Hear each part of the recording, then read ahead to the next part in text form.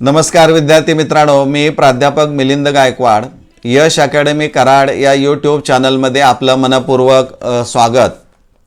आज आपण या व्हिडिओमध्ये तुमच्या माझ्या मनातले जे काही प्रश्न असणारे आहेत ते प्रश्न मी चक्क लिहून काढलेत आणि त्याबरोबर त्याची अपेक्षित तुम्हाला जी काही उत्तर असणारी आहेत ती पण मी लिहिलेली आहेत। त्यामुळे माझी खात्री आहे की हे प्रश्न तुमचे माझे जे आहेत ते ऐकल्यानंतर आणि त्याची उत्तरं ऐकल्यानंतर निश्चितच तुमचं समाधान होईल याची मला खात्री आहे। आपण फारसा वेळ न घालता नेमके कोणते प्रश्न आहेत हे आपण विचारात घेऊया। प्रश्न क्रमांक 1, प्रथम पसंतीचे विद्यालय मिळूनही प्रवेश निश्चित केला नाही तर काय होईल? जर विद्यार्थ्यास प्रथम पसंतीचे उच्च माध्यमिक विद्यालय मिळाले तरीही प्रवेश घेतला नाही किंवा प्रवेश घेऊन तो रद्द केला तर संबंधित विद्यार्थी पुढील सर्व नियमित फेऱ्यांसाठी अपात्र ठरेल। असे विद्यार्थी ओपन टू ऑल विशेष फेरी क्रमांक 1 मध्ये ऑनलाईन कन्संट देऊन सहभाग नोंदवू शकतात। प्रश्न क्रमांक 2, पसंती क्रमांक 2 ते 10 पैकी एक उच्च माध्यमिक विद्यालय मिळूनही प्रवेश निश्चित केला नाही तर काय होईल? याचं उत्तर आहे पसंती क्रमांक 2 ते 10 पैकी एक उच्च माध्यमिक विद्यालय मिळूनही प्रवेश घेतला नाही तर पुढील नियमित फेरीमध्ये ऑनलाईन कन्संट नोंदवून सहभाग घेऊ शकता। प्रश्न क्रमांक 3, मी उच्च माध्यमिक विद्यालयाचा पसंती क्रमांक बदलू शकतो का? तर याचं उत्तर आहे होय। प्रत्येक फेरीपूर्वी तुम्ही तुमचा अर्जाचा भाग 1 दुरुस्त करू शकता आणि त्याचबरोबर अर्जाचा भाग 2 म्हणजे कॅप ऑप्शन्स पार्ट 2 पसंती क्रमांक अद्यावत करू शकता किंवा बदलू शकता। प्रश्न क्रमांक 4, मी एकापेक्षा अधिक फेऱ्यामध्ये सहभागी होऊ शकतो का? तर याचं उत्तर आहे होय। आपणास इयत्ता 11वी मध्ये प्रवेश मिळेपर्यंत आपण प्रत्येक फेरीमध्ये सहभागी होऊ शकता। त्यासाठी प्रत्येक फेरीपूर्वी आपला अर्ज भाग 1 दुरुस्त करून लॉक किंवा सबमिट करू शकता आणि अर्ज भाग 2 कॅप ऑप्शन पार्ट 2 पसंती क्रमांक भरून तोही लॉक करू शकता। प्रश्न क्रमांक 5, एटीकेटी विद्यार्थी नोंदणी करून अर्जाचा भाग 1 भरून लॉक किंवा सबमिट करून सहभागी होऊ शकतात का? उत्तर आहे एटीकेटी सवलत ही इयत्ता 10वीत 1 किंवा 2 विषयामध्ये अनुत्तीर्ण झाला असेल तरच ही सवलत लागू होते। यामध्ये महत्त्वाचं काय तर तो इंग्रजी विषयाचा एटीकेटी असला तरी त्याला उत्तीर्ण होणं बंधनकारक असणार आहे। विज्ञान शाखेमध्ये असे विद्यार्थी प्रवेश घेऊ इच्छित असतील तर विज्ञान या विषयामध्ये 40% गुण असणं आवश्यक असणार आहे।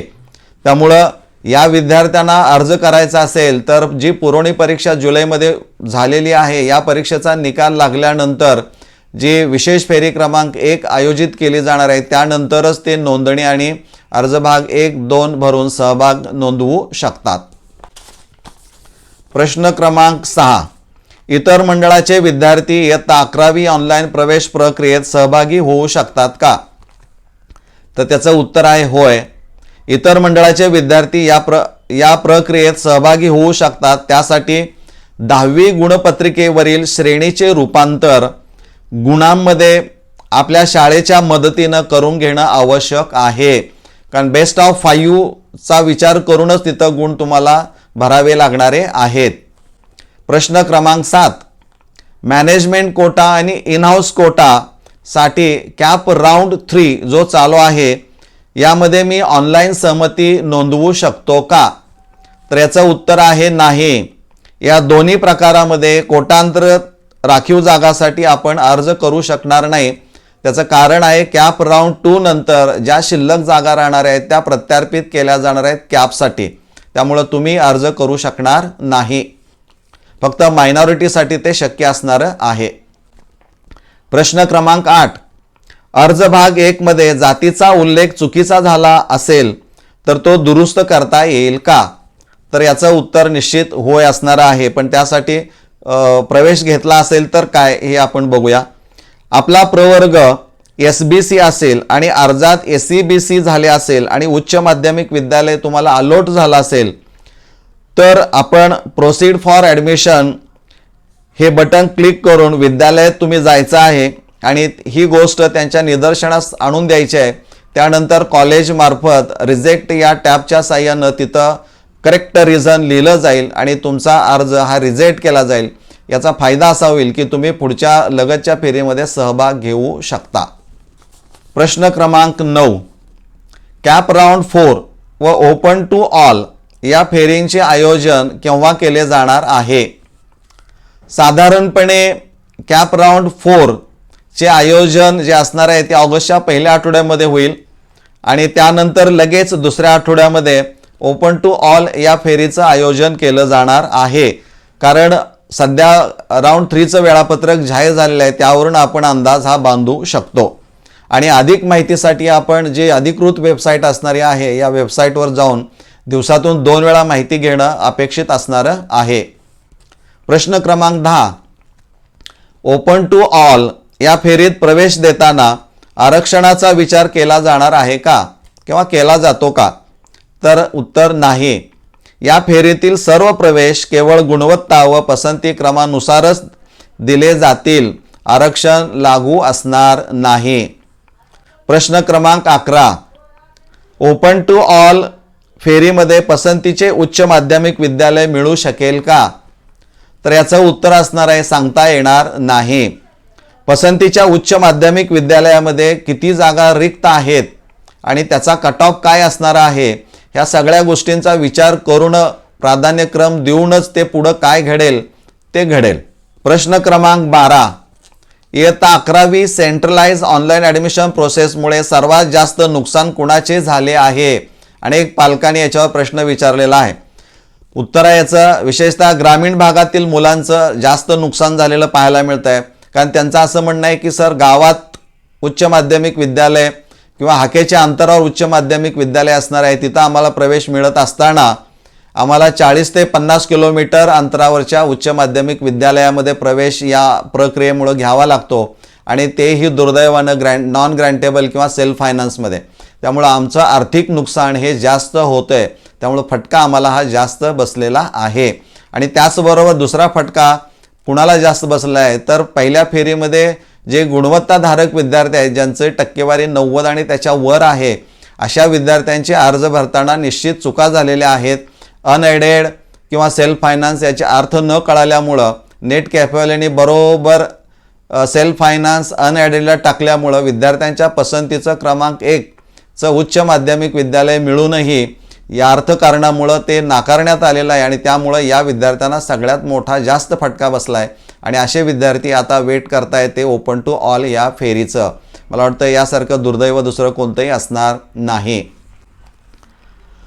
प्रश्न क्रमांक 13, अल्पसंख्याक समुदायाच्या कॉलेजमध्ये बिगर अल्पसंख्याक विद्यार्थी प्रवेशासाठी अर्ज करण्यास पात्र आहे का? तर याचं उत्तर असणार आहे होय. कारण तिथं 50% आरक्षण अगोदरच लागू आहे त्या मायनॉरिटीसाठी.